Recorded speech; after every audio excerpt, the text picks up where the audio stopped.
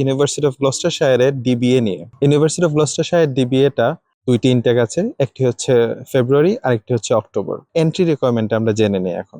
আপনাকে অবশ্যই related discipline থেকে মাস্টার্স কমপ্লিট থাকতে হবে এবং আফটার এডুকেশন আপনার 2 ইয়ার্স ম্যানেজারিয়াল এক্সপিরিয়েন্স থাকতে হবে।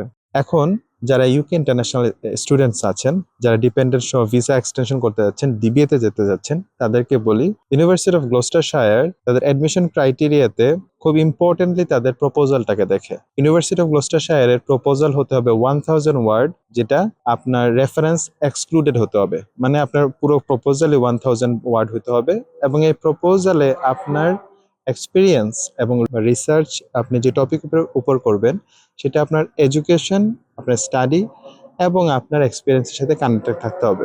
আপনি যখন অ্যাপ্লিকেশন সাবমিট করবেন, মনে রাখবেন আপনাকে একটা ইন্টারভিউ দিতে হবে প্রফেসরের সাথে। ইন্টারভিউ পাস করার পরেই আপনি ডিপোজিটে প্রোগ্রেস করতে পারবেন। মনে রাখবেন ইউনিভার্সিটি অফ গ্লস্টারশায়ারের ডিবিএতে কোনো স্কলারশিপ নাই এবং পেমেন্ট হচ্ছে ফুল।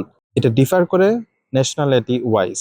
বাংলাদেশি হলে অবশ্যই পেমেন্ট ফুল থাকবে এবং তারপরে আপনাকে প্রোগ্রেস করতে হবে। একটা ইম্পর্টেন্ট বিষয় বলি, ইউনিভার্সিটি অফ গ্লস্টারশায়ারের একটা বিষয় হচ্ছে যে তাদের সিলেকশন প্রসিডিউরটা একটু ডিফিকাল্ট। মানে হচ্ছে যে 100 জন অ্যাপ্লিকেশনে অনলি 25 জন অফার পায়। So in case of university of Gloucestershire আপনার উচিত অনেক ভালো করে এন্ট্রি রিকোয়ারমেন্ট দেখে আপনি আসলে যোগ্য কিনা ওই অনুযায়ী অ্যাপ্লিকেশন গুলো করা।